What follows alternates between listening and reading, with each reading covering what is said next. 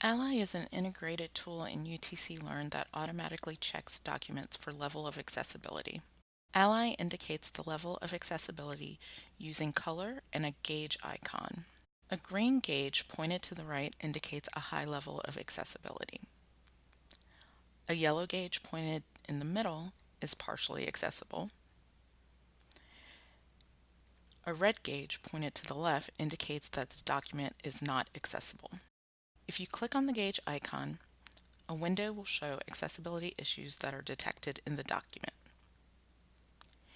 In addition, you can see why something is an accessibility issue.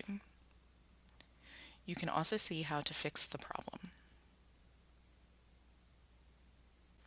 A great feature of Ally is that it will generate accessible alternative formats of documents posted in UTC Learn. For example, scanned documents such as these book pages are not accessible. To access an accessible version, click the Edit button and then select Alternative Formats. You can then choose from a variety of accessible formats. The new accessible document can then be posted in UTC Learn. Students will not see the gauge icon that indicates a document's level of accessibility. However, they will be able to access alternative formats of the document as well.